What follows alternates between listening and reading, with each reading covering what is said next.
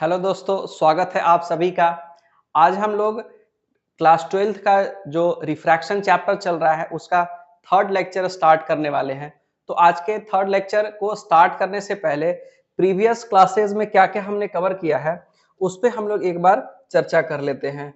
तो हम लोगों ने अब तक फिनोमेनन ऑफ लाइट के बारे में बात कर लिया है कि लाइट कौन-कौन सा फिनोमेनन शो करता है, जिसमें रिफ्लेक्शन, रिफ्रैक्शन और डिस्पर्सन के बारे में हम लोगों ने बात किया था। अगर आप लोगों ने प्रीवियस 2 लेक्चर नहीं देखा है तो डिस्क्रिप्शन में मैं उसका लिंक डाल दूंगा, आप जो है अच्छे से उसको देख लीजिएगा, तब आपको थर्ड लेक्चर बड़ी ही आसानी से समझ में आ जाएगा। उसके बाद हम लोग रिफ्रैक्शन एंड इट्स कॉजेस पे बात किए थे कि आखिर रिफ्रैक्शन क्या है, किस तरीके से रिफ्रैक्शन होता है, क्या कारण है उसके रिफ्रैक्शन के, बेंडिंग के बारे में बात किए थे, कब अवे बेंड करेगा, कब टुवर्ड्स नॉर्मल बेंड करेगा। उसके बाद हम लोग लॉज ऑफ रिफ्रैक्शन पे बात किए थे। दो तरीके के लॉज हैं, sine I by sine R, constant है, कांस्टेंट को रिफ्रैक्टिव इंडेक्स कहते हैं। रिफ्रैक्टिव इंडेक्स क्या है, बेंडिंग एबिलिटी है। सारी बात डिटेल में हम लोगों ने रिफ्रैक्टिव इंडेक्स के बारे में भी कर रखी है। उसके बाद हम लोगों ने स्नेल्स लॉ भी देख लिया था। तो इतना जो है हम लोग स्नेल्स लॉ के बारे में बता दें। दोबारा से एक छोटा सा इक्वेशन केवल बताएंगे कि sine I by sine R is equal to sine I by sine R is equal to क्या क्या होता है, mu two by mu one, V one by V two और lambda one by lambda two. तो इतना बात हम लोग देख चुके हैं। अब यहां से आगे हम लोग बढ़ेंगे। आज हम लोग क्या क्या देखने वाले हैं, आइए समझते हैं। तो आज सबसे पहले हम लोग इफेक्ट्स ऑफ रिफ्रैक्शन, कि जो भी हमारे आसपास अगर रिफ्रैक्शन हो रहा है तो उसका क्या क्या इफेक्ट है, आखिर हमारे जनरल लाइफ में कहां कहां रिफ्रैक्शन है, जो सारी बातें हैं वो हम लोग कुछ कुछ एग्जांपल के थ्रू समझेंगे। फिर हम लोग रिफ्रैक्शन थ्रू ग्लास स्लैब पे बात करेंगे। ग्लास स्लैब से जब रिफ्रैक्शन होगा तो क्या क्या जो है चीजें उसमें होती हैं, हर चीज डिटेल में। और जहां पे आपका एक जो है इंपॉर्टेंट बोर्ड्स का क्वेश्चन भी आएगा, जो कि हम लोग का नेक्स्ट टॉपिक है, derive expression for lateral displacement. क्या होता है लेटरल डिस्प्लेसमेंट और उसका एक्सप्रेशन किस तरीके से डिराइव करेंगे, बहुत ही आसानी से डिराइव होता है। डेरिवेशन इतना इंपॉर्टेंट है, समझ जाइए कि मतलब अगर आपको 4-5 डेरिवेशन आगे आने वाला है, उसमें से 1 या 2 डेरिवेशन से डायरेक्ट क्वेश्चन जो है बोर्ड एग्जाम में आपके आएंगे और 3 नंबर या 4 नंबर का क्वेश्चन आता है। तो फिर आप लोग जो है एकदम से मतलब इसको मिस नहीं कीजिएगा। फिर है refraction for compound slab. Compound slab से रिफ्रैक्शन किस तरीके से होगा, तो चलिए हम लोग सबसे पहला अपना जो टॉपिक है उसको स्टार्ट करते हैं। इफेक्ट्स ऑफ रिफ्रैक्शन, क्या क्या रिफ्रैक्शन के इफेक्ट हम लोग के जनरल लाइफ में देखने को मिलता है। तो देखिए बहुत ही कॉमन सा एग्जांपल है, आपको क्या करना है, एक ग्लास लीजिए, उसमें पानी भर लीजिए और उसमें इस तरीके से पेंसिल आप डाल दीजिए। तो आप देख रहे हैं कि ये वाला जो पोर्शन है, यहाँ पे आपको पेंसिल जो है बेंड दिख रहा है, मुड़ा हुआ दिख रहा है, टेढ़ा दिख रहा है। तो ये क्यों हो रहा है, ये हो रहा है रिफ्रैक्शन की वजह से। तो एक इफेक्ट ऑफ रिफ्रैक्शन ये हो गया। उसके बाद अर्ली सनसेट अर्ली सनराइज का केस आप लोगों ने पढ़ा होगा जूनियर क्लास में, कि हम लोग सुबह सुबह जब हम लोग सन को देखते हैं तो वो जहां होता है एक्चुअली में वहां नहीं होता है। ये एटमॉस्फेरिक रिफ्रैक्शन का है, यानी हमारा जो एटमॉस्फेयर है वो भी रे ऑफ लाइट को क्या कर रहा है, रिफ्रैक्ट कर रहा है। और भी ट्विंकलिंग ऑफ स्टार, किस तरीके से जो है तारे टिमटिमाते हैं, रेनबो का फॉर्मेशन, सारा ये इफेक्ट ऑफ रिफ्रैक्शन ही है। उसके बाद हम लोग जो है ये जो केस आपको दिख रहा है यही है आपका रिफ्रैक्शन थ्रू ग्लास स्लैब, कि जब रे ऑफ लाइट एक ग्लास स्लैब से इंटर कर रहा है तो बेंडिंग हो रहा है और किस तरीके से वो बाहर निकल रहा है। तो उसका जो इनिशियल पाथ है, इनिशियली ये इधर जा रहा था और अब ये इधर जाने लगा है, तो इसी पाथ को जो है, इसी डेविएशन को, जो रास्ता ये बदल लिया, इसी को लेटरल डिस्प्लेसमेंट कहते हैं। और इसका जो है डिटेल में डेरिवेशन हम लोग देखेंगे, अभी क्विक समरी खाली आप लोगों को बता रहे हैं। फिर यहाँ पे हम लोग दूसरा जो है देख सकते हैं इफेक्ट ऑफ रिफ्रैक्शन में, कि एक्चुअली जो है मछली यहाँ पे है, लेकिन जब हम लोग पानी के ऊपर से उसको ऑब्लिकली देखते हैं, तिरछा देखना है, ये नहीं कि ऊपर से यहाँ से सामने से देखने लगिएगा। अगर सामने से देखिएगा तो आपको इफेक्ट ऑफ रिफ्रैक्शन ये नहीं दिखेगा, आपको ऑब्लिकली देखने पे बेहतर नजर आएगा कि मछली एक्चुअली में होती है यहाँ पे, लेकिन ये नजर आती है कहाँ, इधर नजर आती है।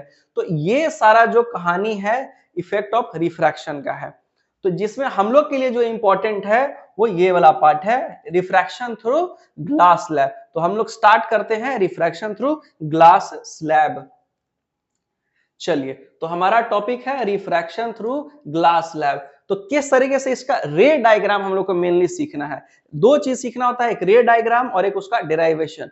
तो सबसे पहले हम लोग रे डायग्राम देखेंगे कि कैसे जो है ग्लास स्लैब में रे डायग्राम काम करता है, जो केस था वो आखिर कैसे हो रहा है, और दूसरा उसका डेराइवेशन की लिटरल डिस्प्लेसमेंट कैसे जो हम लोग डिराइव कर सकते हैं। और अगले लेक्चर में जब हमारा जो एक दो टॉपिक खत्म होगा तब फिर हम आपके लिए क्वेश्चंस जो है बनाएंगे, जिसमें कि आप लोग जो है हर टॉपिक से रिलेटेड लिटरल डिस्प्लेसमेंट से या रिफ्रैक्टिव इंडेक्स से सारी चीजों से क्वेश्चन सॉल्व कर पाएंगे। तो चलिए हम लोग स्टार्ट करते हैं रिफ्रैक्शन थ्रू ग्लास स्लैब। तो इसका रे डायग्राम बनाते हैं। तो रे डायग्राम बनाने के लिए सबसे पहले हम लोग क्या करते हैं, एक ग्लास स्लैब बना लेते हैं, यानी रेक्टेंगुलर जो है ग्लास जो है ले लेते हैं हम लोग। इस तरीके से एक रेक्टेंगुलर ग्लास ले लिया गया। इसका थोड़ा सा जो है कलर हम लोग शिफ्ट करते हैं, कलर ऐसे, ये हो गया। ये जो है हमारा आपका ग्लास स्लैब हो गया। तो कोई भी रे ऑफ लाइट अगर इस पे आ रहा है तो हम लोग एक रे ऑफ लाइट लेकर के आ जाते हैं इसके ऊपर, इस ग्लास स्लैब के ऊपर।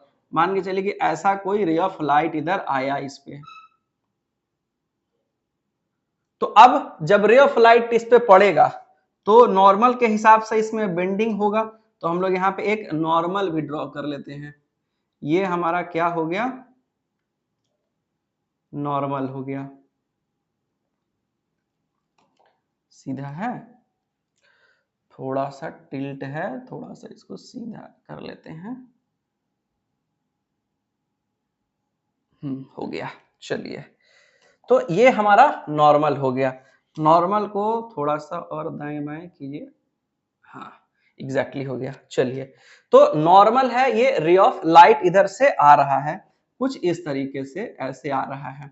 अब यहाँ पे इसका क्या हो रहा है, मीडियम चेंज हो रहा है। ऊपर में है एयर, ऊपर में क्या है, एयर है, और ये आपका क्या है, ग्लास है, ये आपका ग्लास है। तो एयर हमारा रेयरर मीडियम है और ग्लास हमारा डेंसर मीडियम है। ग्लास का थिकनेस भी हम लोग मान लेते हैं, इसका थिकनेस है कितना, टी मान लेते हैं कि इसका थिकनेस है। ये रेयरर से डेंसर में जब रे ऑफ लाइट आता है तो हम लोग जानते हैं स्पीड घट जाता है। ये v1 है और अगर ये v2 है तो v1 बड़ा होगा किससे, v2 से। यानी पहले स्पीड ज्यादा था, अब स्पीड कम गया है। तो जब हम लोग जानते हैं स्पीड घटता है तो बेंडिंग टुवर्ड्स नॉर्मल हो जाता है। यानी इस रे का अगर आप इनिशियल डायरेक्शन का बात करें तो इनिशियल ये किधर जा रहा था, इनिशियल ये इस रास्ते से कहां जा रहा था, इधर जा रहा था। ये इसका इनिशियल डायरेक्शन है, कुछ ऐसा। थोड़ा सा बड़ा बना लेते हैं, आगे भी काम आता है। ये इसका इनिशियल डायरेक्शन है।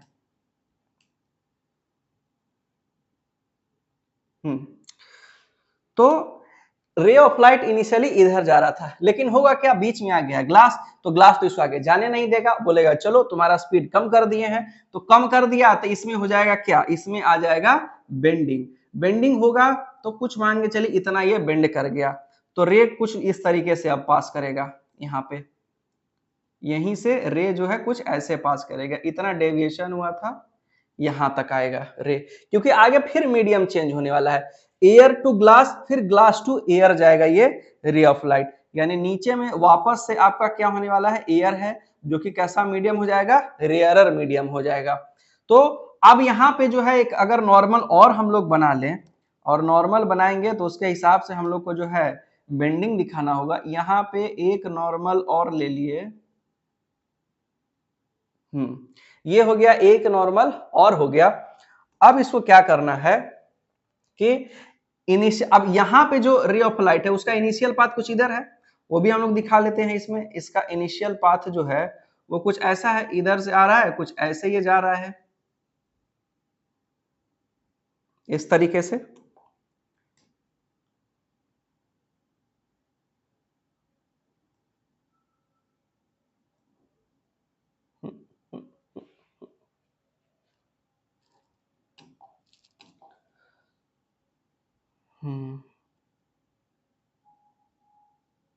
इनिशियल, तो ये इनिशियल डायरेक्शन है इसका, ये इधर जा रहा था। अब इसमें क्या होगा, डेंसर से रेयरर जब जाता है तो बेंडिंग अवे फ्रॉम नॉर्मल हो जाता है। तो ये अवे फ्रॉम नॉर्मल चला जाएगा कुछ इस तरीके से। यहां से ये अवे फ्रॉम नॉर्मल जाएगा, कुछ ऐसा। और एक्सपेरिमेंट्स में देखा गया है कि जो ये रे ऑफ लाइट होता है वो एक्चुअली में इसके पैरेलल हो जाता है, इसके पैरेलल ही रहता है। तो यहाँ पे इसके पैरेलल है इस तरीके से। ये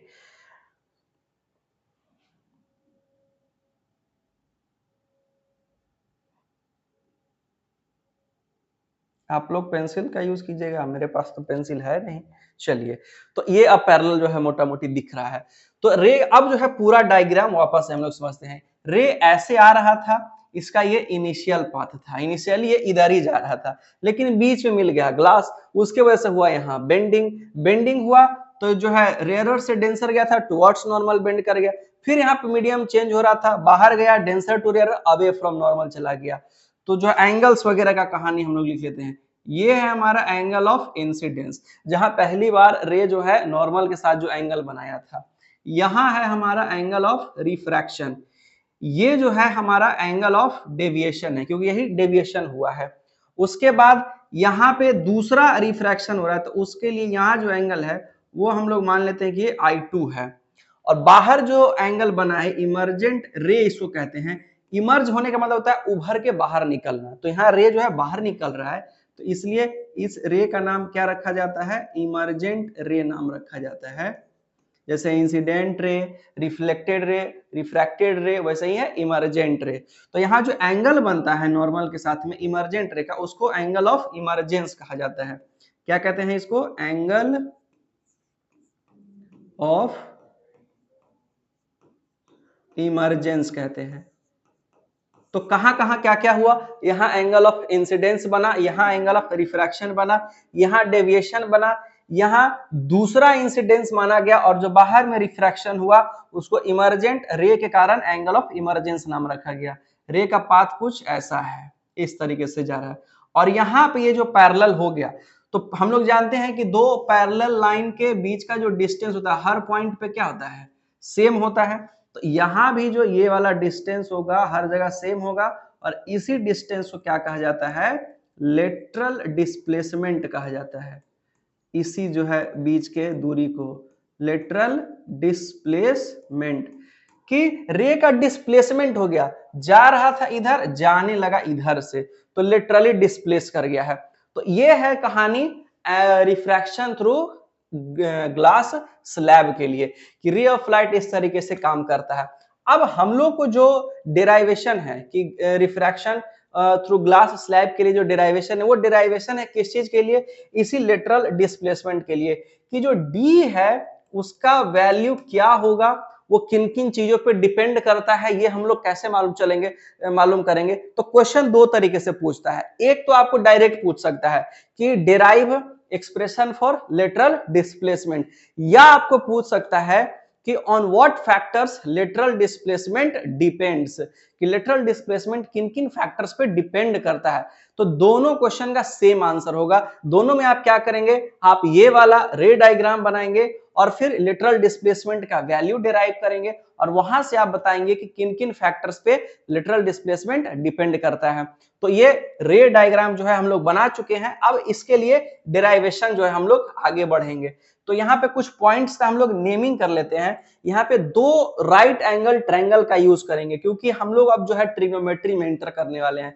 तो थोड़ा सा आपको ट्रिग्नोमेट्री का बेसिक्स भी मालूम होना चाहिए। जैसे क्या क्या बेसिक्स में, साइन थीटा होता है परपेंडिकुलर अपॉन हाइपोटेनस। अगर साइन थीटा का बात करें, थोड़ा सा जो है शेप को भी समझ लेना जरूरी है।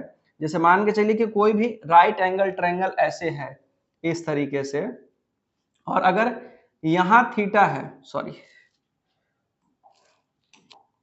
अगर यहां पर थीटा है, ये अगर थीटा है, तो थीटा के साथ वाला ही हमेशा क्या होता है, बेस होता है, और उसके सामने वाला हमेशा क्या होता है, परपेंडिकुलर।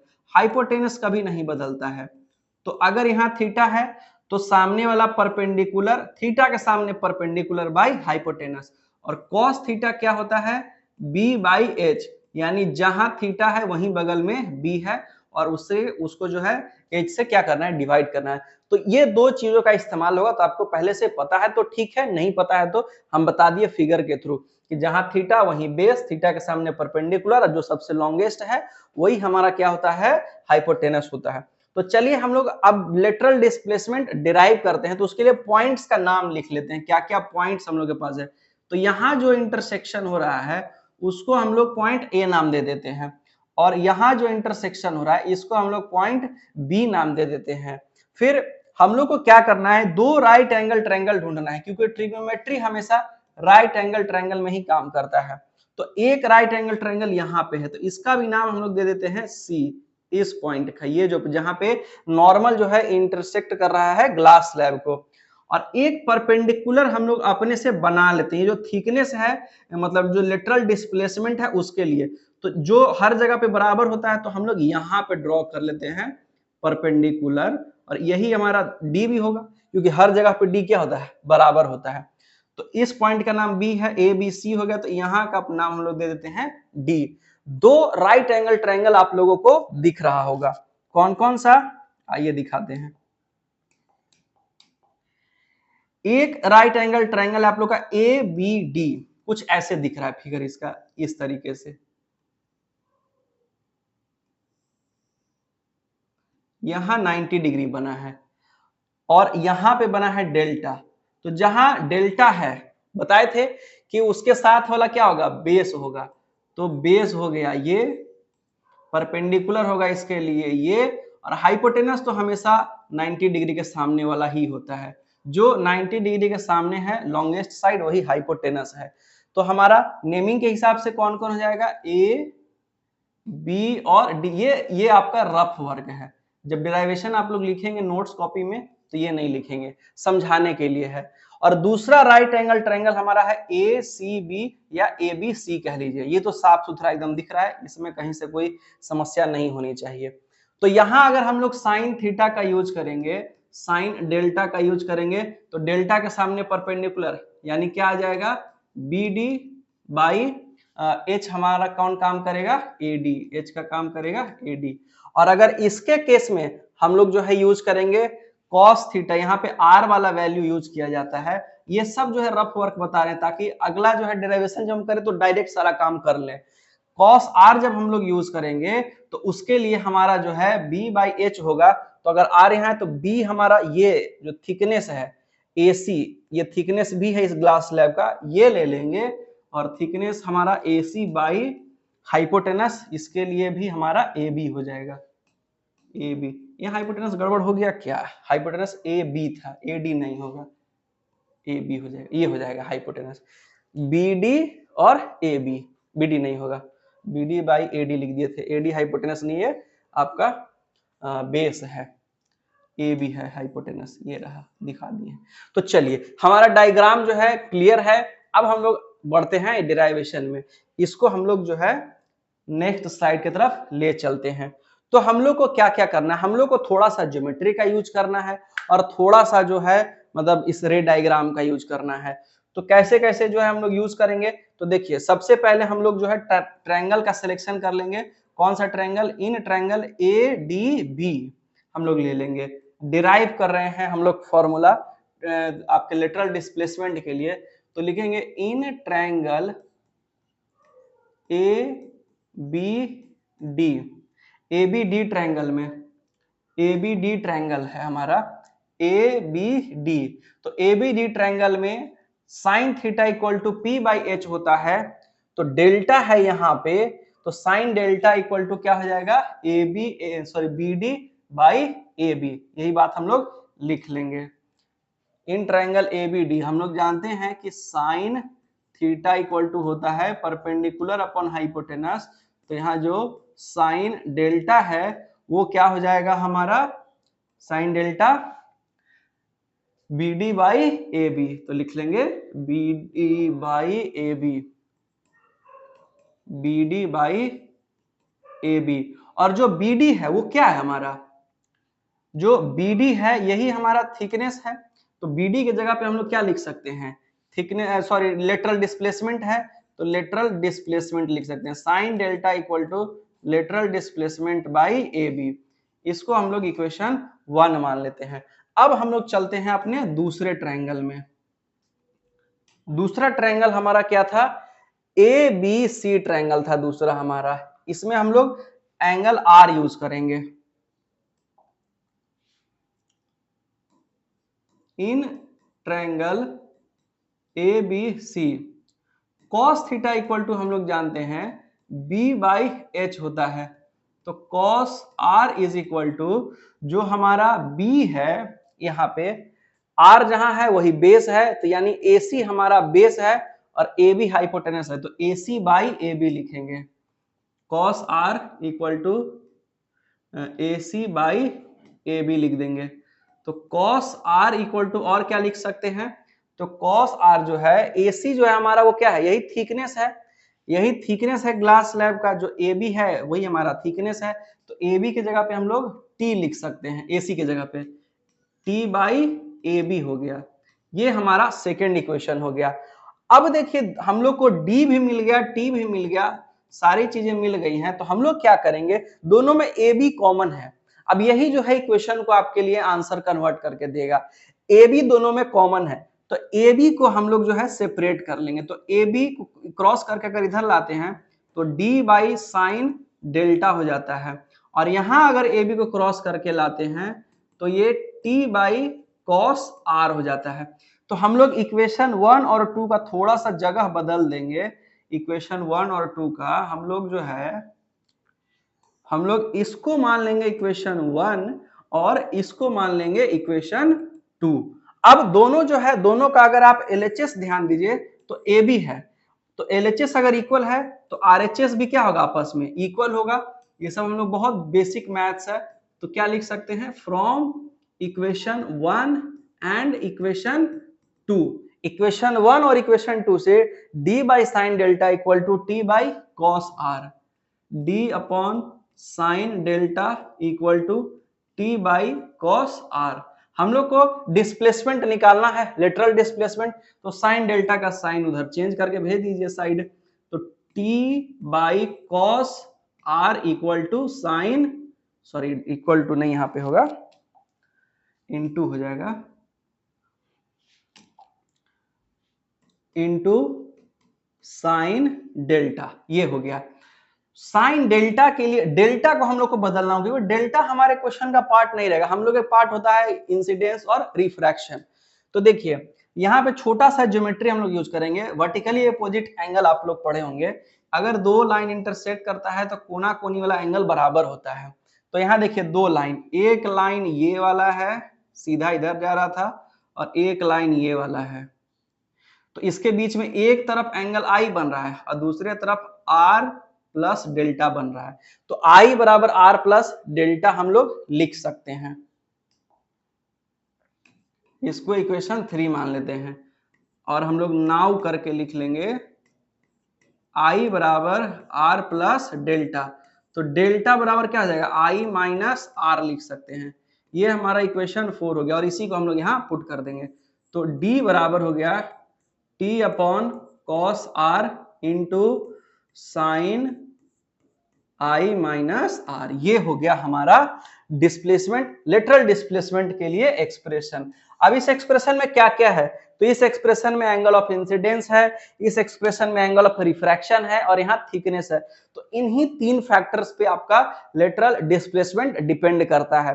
तो अगर एक नंबर का क्वेश्चन आया कि on what factors lateral displacement depend, तो आप सीधा खाली पॉइंट लिखिएगा कि lateral displacement depends on angle of incidence, angle of refraction and thickness of glass slab. लेकिन यही क्वेश्चन अगर आपको 3 नंबर का आता है तो फिर आपको शुरू से सारा डेरिवेशन करना होगा। अब इसमें एक छोटा सा केस और भी हम लोग का होता है कि अगर एंगल ऑफ इंसिडेंस 90 डिग्री होता तब जो है क्या हो जाता। तो देखिए अगर 90 डिग्री होगा तो क्या होता है लेटरल डिस्प्लेसमेंट, बताते हैं एक स्लाइड ऐड करके कि if angle of incidence equal to pi by 2, यानी कि ग्लास स्लैब के, अगर ऐसा ग्लास स्लैब था इस तरीके से और ये हमारा नॉर्मल था, तो तो परपेंडिकुलर का मतलब क्या होगा कि एकदम ग्लास स्लैब से सट कैसे आ रहा है, इस तरीके से आ रहा है, तभी 90 डिग्री होगा। तो इस केस में जो है ठीक जो हमारा लेटरल डिस्प्लेसमेंट है वो कितना डिस्प्लेस करेगा, तो देखिए रे इधर जा रहा है इनिशियल डायरेक्शन, और जब ये मिरर से टकराएगा नॉर्मल पे तो कहां चला जाएगा, आइए देखिए। तो अभी हम लोग सीखे हैं कि डिस्प्लेसमेंट बराबर होता है T upon cos R into sine I minus R. तो displacement equal to T by cos R into I का वैल्यू कितना है 90, तो sine pi by 2 minus R. और आप लोग बचपन में पढ़े होंगे बुतरू क्लास में कि साइन 90 माइनस थीटा क्या होता है, कॉस थीटा होता है। ये एकदम जो है बेसिक मैथ्स है, 10th क्लास का है। तो यहाँ पे भी हम लोग यही चीज यूज कर लेंगे, डी बराबर T upon cos R into sine 90 minus R क्या हो जाएगा कॉस आर, ये दोनों कट गया तो डी बराबर हो गया टी। यानी जितना थिकनेस होगा उतना ही डिस्प्लेसमेंट होगा, यानी जा रहा था इधर जाने लगेगा इधर, 90 डिग्री पे घूम जाएगा इसका।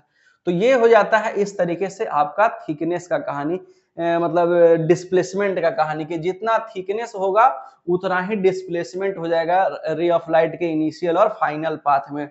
तो रिफ्रैक्शन थ्रू ग्लास स्लैब का डेराइवेशन भी सारा बता दिया आप लोगों को, और उसका रे डायग्राम भी समझा दिए कि किस तरीके से रिफ्रैक्शन का रे डायग्राम काम करता है और कैसे वो डिराइव करता है। हम लोग को करना क्या था डेराइवेशन के लिए, क्विक रिवीजन लेते हैं। दो ट्रायंगल लिए, एक हमारा परपेंडिकुलर बनाने के बाद लिए और एक पहले से बना हुआ था, दोनों में डेल्टा और आर के वैल्यू को साइन और कॉस के साथ जो है पुट कर दिए, एक में जो है साइन डाले एक में कॉस डाले, और दोनों में एक कॉमन आया ए बी, उसको हम लोग जो है इक्वेट कर दिए, तो हमारा डी का वैल्यू निकल गया। बहुत सिंपल होता है, खाली कंसेप्ट को समझना जरूरी है कि क्या पकड़े तो क्या हो जाए हमारा। तो ये हो गया हम लोग का एक्सप्रेशन इसके लिए। अब बढ़ते हैं हम लोग अपने नेक्स्ट क्वेश्चन की तरफ। नेक्स्ट हमारा टॉपिक क्या था, कंपाउंड स्लैब से रिफ्रैक्शन। तो कंपाउंड स्लैब का मतलब होता है कि एक एक ग्लास स्लैब के नीचे दूसरा ग्लास स्लैब, लेकिन दोनों का जो ये होना चाहिए, क्या होना चाहिए, अलग अलग होना चाहिए। जैसे इस तरीके का बताते हैं क्या, ये एक आपका ग्लास स्लैब हो गया और इसी में एक दूसरा ग्लास स्लैब अगर ले लिया जाए, मान के चलिए ऐसा, ये इस तरीके से। तो दो ग्लास स्लैब है, दोनों का जो है डेंसिटी अलग अलग है, यानी जो दोनों ग्लास नहीं है, एक ग्लास है कोई दूसरा मीडियम है। तो रे ऑफ लाइट अब दो जगह बेंड होगा, कहां कहां पे, दो जगह नहीं तीन जगह, दो जगह तो ग्लास स्लैब में ही हो रहा था, कहां कहां होगा, अगर रे ऑफ लाइट चलता है यहां से इस तरीके से, तो एक बार ये बेंडिंग यहां होगा इसका ऐसे, इनिशियली ये इधर जा रहा है। अब इसमें देखिए कहीं जाने से कोई फर्क नहीं पड़ता है, मेन पर्पस हम लोग का कुछ और ही, हम लोग केवल इसका डायग्राम समझेंगे और इसके लिए एक छोटा सा जो है मतलब पॉइंट होता है समझने के लिए, वो समझ जाएंगे। तो यहाँ पे जो है बेंडिंग टुवर्ड्स नॉर्मल हो जाएगा, तो कुछ ऐसे ये आएगा। अब यहाँ एक बार फिर से इसमें रिफ्रैक्शन होगा, तो इस बार जो है इनिशियल पाथ इसका ये था, अब चलिए एक बार और इसमें जो है बेंडिंग हो गया, एक बार इसमें और बेंडिंग हुआ, ये इधर आ गया, अब यहाँ फिर से नॉर्मल है, अब ये जो है अवे जाएगा यहाँ से क्योंकि एयर में आ गया है, ये बेंडिंग हुआ। तीन जगह पे रिफ्रैक्शन जो है इसमें हो रहा है, एक यहाँ पे, दूसरा यहाँ पे, तीसरा यहाँ पे। तो अब हम लोग के लिए जो जरूरी है वो तीनों रिफ्रैक्शन को क्या कर देना है, कंबाइन करके एक रिलेशन बना लेना है। तो हम लोग एकदम फ्रेश जो है रे डायग्राम बना लेते हैं ताकि बहुत अच्छे से समझ में आ जाए, जल्दी जल्दी बनाएंगे।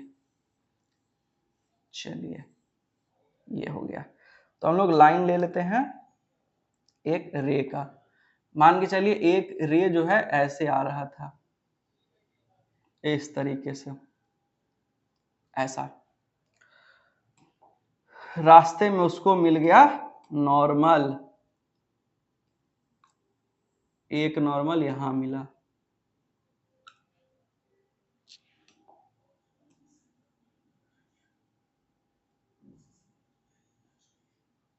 ठीक है, क्या हो गया, बंद हो जाओ। बंद हो जाओ सिम सिम, राइट। चलिए, तो एक नॉर्मल यहां मिला, दूसरा नॉर्मल जो है इसको कहां मिलेगा, दूसरा नॉर्मल इसको यहां मिलेगा, और तीसरा नॉर्मल इसको कहां मिलेगा, यहां मिलेगा।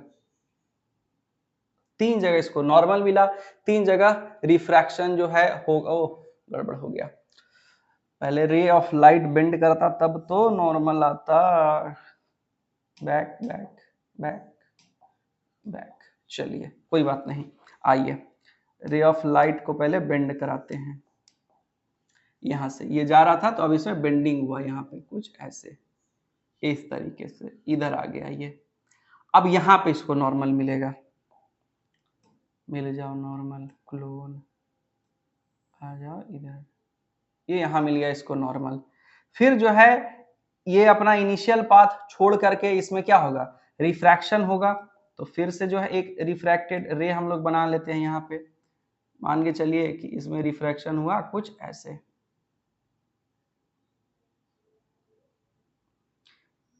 ये हो गया। यहाँ पे फिर इसको एक जो है नॉर्मल मिलेगा,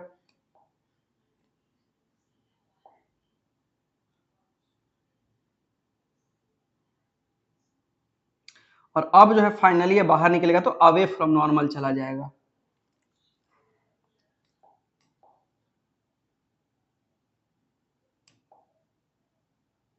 कुछ इस तरीके से ये गया रे ऑफ लाइट।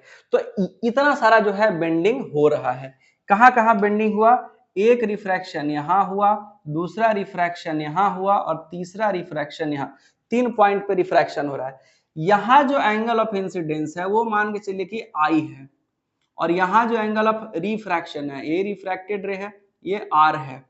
अब देखिए ये नॉर्मल और ये नॉर्मल आपस में पैरेलल होगा, दो परपेंडिकुलर बनाएंगे, दो 90 डिग्री बनाएंगे तो हमेशा आपस में क्या रहेगा, पैरेलल रहेगा। तो ये दोनों पैरेलल है, तो यहाँ एक अल्टरनेट इंटीरियर एंगल का कंसेप्ट होता है पैरेलल लाइंस के लिए। अल्टरनेट इंटीरियर एंगल की दो लाइन अगर पैरेलल है तो ऐसे कोना कोनी वाला जो एंगल होता है वो बराबर होता है, या अगर पैरेलल लाइन इस तरीके से है तो ऐसे है तो कोना कोनी वाला एंगल जो है बराबर होता है, इधर वाला इधर के बराबर होगा। तो यहाँ देखिए दो पैरेलल लाइन है तो इसके कोना के बराबर ये वाला हो जाएगा, यानी ये आर जो है दूसरे आई यहाँ का इंसिडेंस के बराबर होगा। तो हम लोग लिख सकते हैं कि I2 बराबर आर है, लिखते चलेंगे। फिर जो है यहाँ पे दूसरा रिफ्रैक्शन हुआ R2, और यहाँ बन गया तीसरा इंसिडेंस I3। तो जो यहाँ भी जो है अल्टरनेट इंटीरियर एंगल है ये वाला, तो R2 जो है वो किसके इक्वल होगा, I3 के इक्वल होगा, और बाहर निकला एंगल ऑफ इमरजेंस। अब तीनों पॉइंट पे लॉ ऑफ रिफ्रैक्शन आप लगा दीजिए, तीनों पॉइंट पे हम लोग लॉ ऑफ रिफ्रैक्शन लगा देते हैं, तो क्या होता है आइए देखिए तीनों पॉइंट पे। तो सबसे पहले हम लोग पॉइंट 1 पे लगाते हैं, इसका नाम देते हैं पॉइंट ए, इसका नाम पॉइंट बी, और इसका नाम पॉइंट सी। तो लिखेंगे क्या, refraction at point A for refraction, for refraction at point A. Point A के लिए रिफ्रैक्शन अगर होगा तो sine I by sine R क्या हो जाएगा, sine I by sine R equal to, अब देखिए ग्लास स्लैब अलग अलग है तो रिफ्रैक्टिव इंडेक्स भी अलग होगा। एयर का रिफ्रैक्टिव इंडेक्स μ1, दूसरे का μ2, तीसरे का μ3, और इसका वापस से μ1 क्योंकि एयर में आ गया है। तो second medium by first medium यानी μ2 बाई μ1, ये हमारा इक्वेशन 1 हो गया। अब हम लोग सेकेंड पॉइंट पे चलते हैं, for refraction, for refraction at point B. Point B पे जो रिफ्रैक्शन हो रहा है तो वहां पे क्या होगा, हमारा एंगल ऑफ इंसिडेंस I2 है और रिफ्रैक्शन R2 है, तो क्या लिखेंगे, sine I2 upon sine R2 is equal to क्या हो जाएगा, μ2 बाई μ1। तो सेकेंड मीडियम अब यहाँ ये है और फर्स्ट मीडियम ये है इस रिफ्रैक्शन के लिए, तो μ3 अपॉन μ2 ऐसा हो जाएगा यहाँ पे। और पॉइंट सी पे चलते हैं। For refraction at point C, point C पे जो रिफ्रैक्शन है, तो यहां पे एंगल ऑफ इंसिडेंस ये है और एंगल ऑफ रिफ्रैक्शन ये है, तो क्या हो जाएगा साइन आई 3 अपॉन साइन ई बराबर। अब यहाँ पे इस रिफ्रैक्शन के लिए सेकेंड मीडियम ये है और फर्स्ट मीडियम ये है, तो सेकेंड बाई फर्स्ट, तो μ1 अपॉन μ2 ये हो गया। 3 इक्वेशन मिला, तीनों को हम लोग मल्टीप्लाई कर देते हैं, तीनों इक्वेशन को मल्टीप्लाई कर देंगे तो कुछ ऐसा हो जाएगा हमारा sine I by sine R into क्या है साइन I2 होगा, sine I2 by sine R2, sine I2 by sine R2 into next था sine I3 by sine E angle of emergence equal to RHS वाला भी multiply करते हैं, sorry back, RHS वाला multiply कर लेते हैं, μ2 बाई μ1, μ3 बाई μ2, 2 1 3 2 1 2 लिख लेते हैं, क्या क्या μ2 बाई μ1, μ3 बाई μ2, μ1 बाई μ3, ऐसा हो गया। अब जो है क्या क्या था हम लोगों का, I1 जो है वो क्या था, I1 जो है I1 खाली नहीं, R जो है वो I2 के इक्वल था, तो ये दोनों आपस में कैंसिल हो जाएगा। फिर फिगर में अगर आ जाए वापस, क्या क्या था, R2 जो था वो I3 के बराबर था, तो R2 और I3 भी कटेगा, R2 और I3 भी कटेगा, तो बच जाएगा क्या sine I by sine E is equal to sine I by sine E is equal to μ2 से μ2 कटेगा, μ3 से μ3 और μ1 से μ1, इधर बच जाएगा केवल 1, तो यहाँ आ गया 1, तो sine I is equal to sine E हो जाएगा, तो I बराबर E हो जाएगा, यानी एंगल ऑफ इंसिडेंस और एंगल ऑफ इमरजेंस कितना भी आप ग्लास स्लैब कंपाउंड स्लैब लगाते चलिए वो हमेशा आपस में क्या रहेगा इक्वल रहेगा। ये बहुत ही इंपॉर्टेंट है। अगला जो हम लोग का यही इंपॉर्टेंट था कि कंपाउंड स्लैब से जो हम लोग ये देख लिए कि एक से ज्यादा जब स्लैब होगा तब किस तरीके से रिफ्रैक्ट होगा, और हमेशा रिफ्रैक्शन में angle of incidence is equal to angle of emergence, ये एक स्लैब के लिए भी होगा। जो हमारा यहाँ पे केस था, ये वाला जो केस था, यहां भी I और E क्या होगा इक्वल होगा, एक स्लैब रहेगा तब भी, 2 स्लैब रहेगा तब भी, 10 स्लैब रहेगा तब भी, angle of incidence is always equal to angle of emergence होता है। तो आज के क्लास में इतना ही। आगे का क्लास जो हम लोग का रहेगा लेक्चर 4, वो किसके चीज पे रहेगा, वो रहेगा अपेरेंट डेप्थ पे रहेगा, अपेरेंट शिफ्ट पे रहेगा, क्रिटिकल एंगल और टोटल इंटरनल रिफ्लेक्शन, जिसमें कि हम लोग मिराज फॉर्मेशन सीखेंगे, कैसे जो है रेगिस्तान में पानी जो है नहीं होने के बावजूद वहां पानी नजर आता है, आखिर ऐसा क्या है। तो ये सारी बात हम लोग अगले क्लास में करेंगे। तब तक के लिए जो है आप पढ़ते रहिए, आगे बढ़ते रहिए। धन्यवाद, जय हिंद।